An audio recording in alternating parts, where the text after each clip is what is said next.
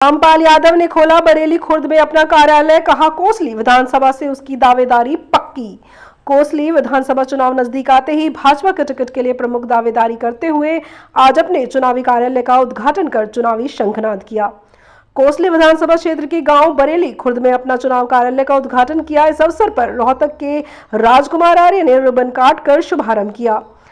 रामपाल यादव ने देश के विभिन्न लोकसभा और विधानसभा चुनाव प्रभारी रहते हुए पार्टी को मजबूती प्रदान की। भारतीय जनता पार्टी के सच्चे सिपाही, किसान प्रकोष्ठ के पूर्व प्रदेश महामंत्री एवं प्रदेश चुनाव प्रबंधन समिति के सदस्य रामपाल यादव ने इस अवसर पर पहुंचे क्षेत्र के लोगों का आभार व्यक्त करते हुए कहा कि पिछले 40 वर्षों से उन्होंने पार्टी के लिए अपना श्रेष्ठ योगदान दिया है। आज उन्होंने कोसली विधानसभा में अपना पार्टी कार्यालय खोलकर चुनावी शंखनाद किया है। रामपाल यादव ने कहा कि भारतीय जनता पार्टी आखिरी कतार में बैठे कार्यकर्ताओं का भी सम्मान करना अच्छे से जानती है। उन्होंने विधानसभा चुनाव लड़ने की घोषणा करते हुए कहा कि जो पार्टी का निर्णय होगा वह उन्हें भी मान्य होगा, लेकिन पैराशूट से आने वाले दावेदारों को किसी भी सूरत में बर्दाश्त नहीं करेंगे। इस अवसर पर क्षेत्र की जनता के फैसले पर निर्णय लिया जाएगा।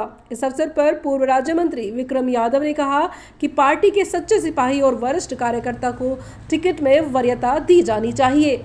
विक्रम यादव ने कहा कि आज पार्टी लगातार देश और प्रदेश में अपनी मजबूत पकड़ बनाए हुए है और तीसरी बार बहुमत के साथ सरकार बनाएगी। कुणाल यादव एवं कोमल यादव ने सभी का आभार प्रकट किया। इस अवसर पर पूर्व मंडल अध्यक्ष भूप सिंह, वारंट ऑफिसर राम सिंह, कृष्ण स्वरूप, गोपीचंद मंदोला, वरिष्ठ भाजपा कार्यकर्ता सुभाष योताल, सेवानिवृत्त कैप्टन ननहाल सिंह, ईश्वर चौधरी, सरपंच हरि सिंह, नैनसुखपुरा, संदीप चौकी नंबर 2, सुबह सिंह, प्रणामपुरा, रिंकू बोस, पूर्व सरपंच वेद प्रकाश, नाथू सिंह, हकीकत प्राइवेट स्कूल एसोसिएशन से जिला अध्यक्ष नवीन सैनी, जवाहरलाल दूहन, अजय यादव, सुरेंद्र सिवाच, चरण सिंह, कमल यादव, सुमेर सिंह, सुरेंद्र चौहान सहित अनेकों गणमान्य लोग एवं पार्टी कार्यकर्ता मौजूद रहे।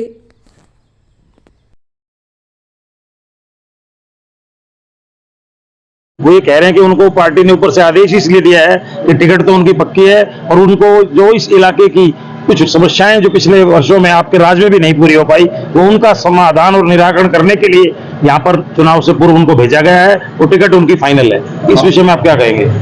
मैं इतना ही कहना चाहूंगा आपके इसके चैनल के माध्यम से कि वो जो कह रहे हैं ये पार्टी की संसदीय कार्य समिति की बैठक होती है, चुनाव समिति की बैठक होती है।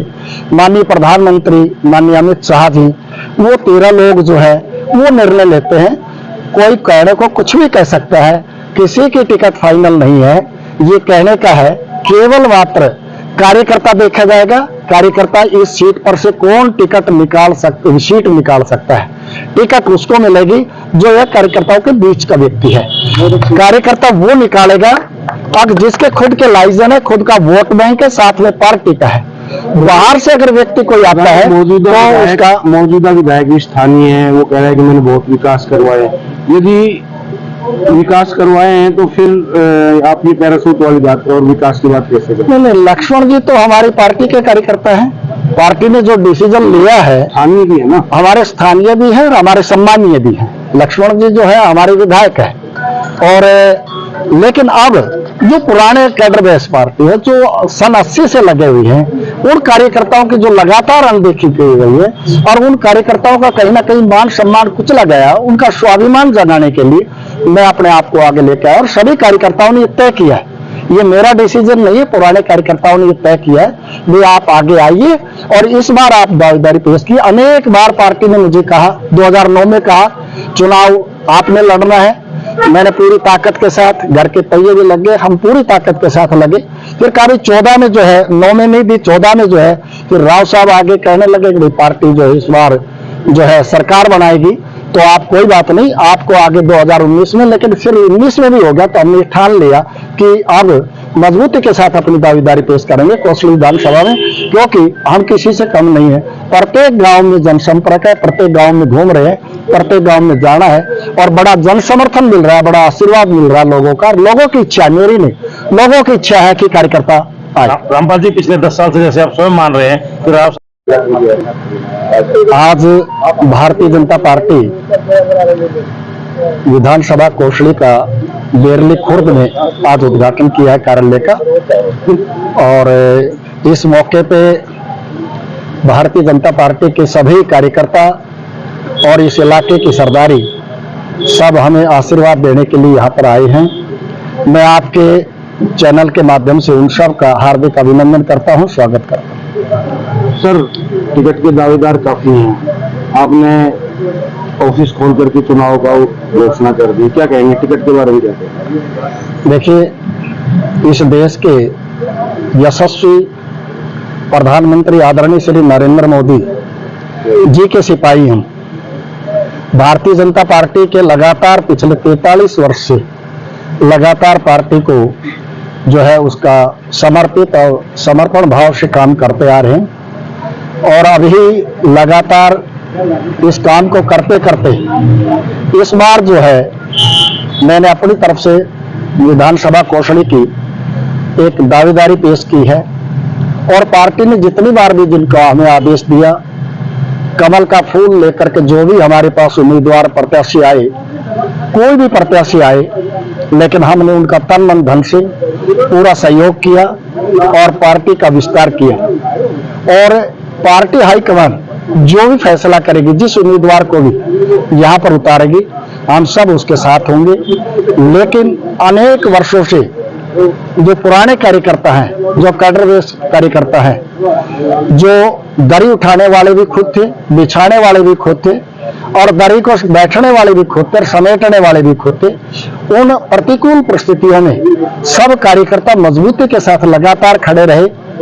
अब हमारा हाईकमान से और पार्टी से ये निवेदन है आज आपके मंच इसके माध्यम से, आप लोग पुराने कार्यकर्ता जो वरिष्ठ कार्यकर्ता हैं, जिन्होंने पूरा जीवन पार्टी के प्रति जो है अपना लगा दिया, तन मन धन सब कुछ, उनका भी वो विचार करें और जो भी फैसला पार्टी हाईकमान लेगी उस फैसले के ऊपर हम अडिग रहेंगे, सब एक साथ रहेंगे, ये निश्चित तौर से है। लेकिन हाँ, अगर कोई इस प्रकार का कैंडिडेट पैराशूट से डालने का कोशिश किया तो अनेक बार हमने कभी विरोध नहीं किया कि कोई भी आया कार्यकर्ता उसका आदर सहित स्वीकार करके और उसको जिताने की कोशिश करी।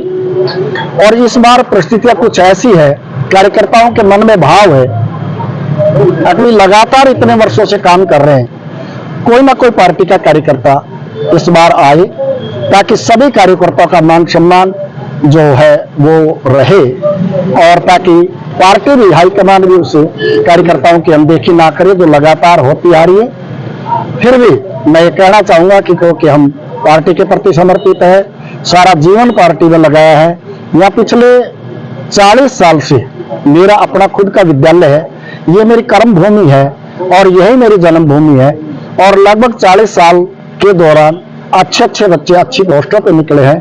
तो मैंने पैराशूट कैंडिडेट उतारा जाता है तो आप चुनाव लड़ेंगे? हाँ, विचार किया जाएगा, निर्दलीय नहीं विचार किया जाएगा उस पर। इन मुद्दों पर लेकर आपको टिकट मिलती है? इस इलाके के साथ जो अनदेखी हो रही है पिछले अनेक वर्षों में, ये 10 वर्षों से पार्टी में बड़ा अच्छा जो है यहाँ विकास के कार्य करवाए, लेकिन जहां जहां विधानसभा कोषणी की मैं बात करता हूं, कोषणी विधानसभा में विकास के अनेक जो है द्वार खुलेंगे अगर पार्टी मुझे देती है तो निश्चित तौर से। और यहाँ मैं किसान परिवार से हूँ, किसान का बेटा हूँ, 10 साल की आयु में ही जो है हल पकड़ लिया था और जो किसानों की भावना, इस देश का 67% जो है किसान अन्नदाता है इस देश का, ये देश कृषि प्रधान देश है और खेती पर निर्भर करता है।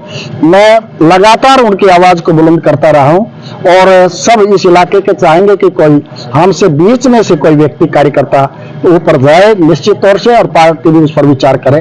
जो पैराशूट